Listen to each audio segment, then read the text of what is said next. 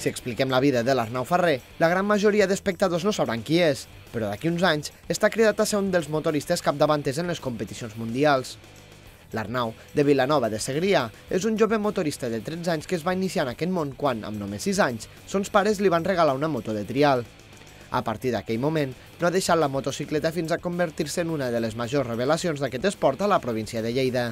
Tot i portar més de 6 anys damunt la moto, l'Arnau es troba en plena fase de creixement i, per tant, encara hi ha coses que no les pot fer per manca de força o pes.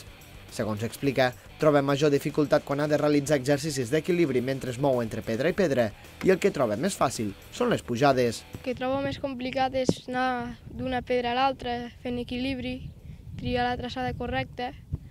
Llavors el més fàcil és el que ja ho veus més fàcil, que són com a pujades, així que ja la traçada ja està marcada. Pel que fa als entrenaments, l'Arnau té dos tècnics, el Marcel Justribó i el David Vila, tots dos motoristes de trial, que li ensenyen tots els secrets per dominar a la perfecció la moto i saber com afrontar cada zona de les diferents competicions.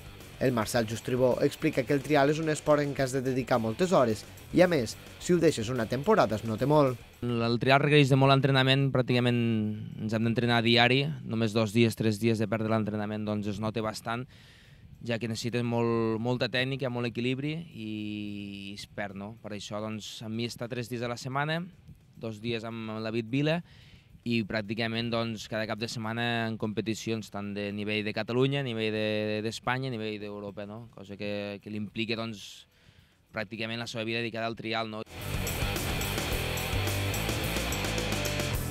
A més, Justribó assenyala que en els propers mesos tenen el calendari atapeït, ja que l'Arnau ha de competir al Campionat d'Espanya, al de Catalunya i l'Europeu, en els quals està destacant entre els capdavanters. A més, haurà de participar en altres competicions per tal de no perdre el ritme.